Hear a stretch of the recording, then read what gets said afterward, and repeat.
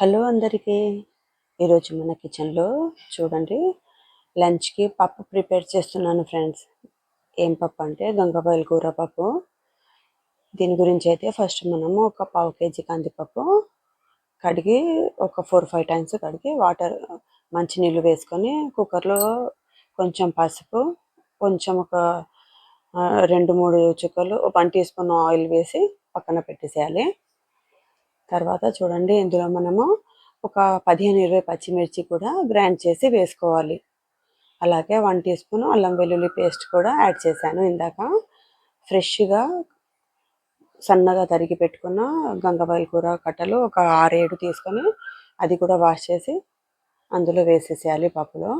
చూడండి, కుక్కర్లో అయితే నేను ఒక 6 విజిల్స్ వచ్చే వరకు పెట్టాను. తర్వాత మూత తీసేసి బాగా రుబ్బుకోవాలి. రుబ్బుకున్న తర్వాత అందులో మనము చింతపండు నానబెట్టి పెట్టుకోవాలి. ఒక 2 నిమ్మకాయలు, పెద్ద నిమ్మకాయ సైజ్ అంతా చింతపండు కూడా పప్పులో వేసేసి బాగా మసలనివ్వాలి ఒక 10 నిమిషాలు హై ఫ్లేమ్ మీద.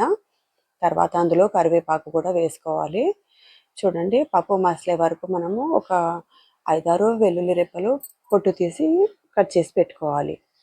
పప్పు అయితే 10 నిమిషాలు ఉడికింది కదా అండి. ఇప్పుడైతే మనము ఒక 2 పెద్ద టేబుల్ స్పూన్ ఆయిల్ వేసుకొని వేడెక్కిన తర్వాత అందులో చూడండి 5-6 వెల్లుల్లి రెప్పలు, ఇంకా 1 స్పూన్ అంతా జీలకర్ర.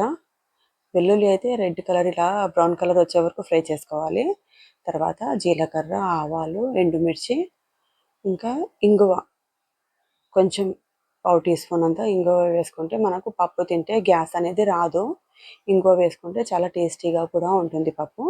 చూడండి, ఇప్పుడైతే ఇది మనము పోపు పప్పులో వేసుకొని ఇంకా వేడి అన్నంలో నెయ్యి వేసుకొని గంగవాయిల కూర పప్పు, ఆకుకూరల పప్పు చాలా అంటే చాలా ఆరోగ్యానికి మంచిది ఫ్రెండ్స్. పిల్లలకైతే ఇంకా కర్రీ చేస్తే తినరు కాబట్టి ఈ విధంగా పప్పు చేసి పెట్టండి.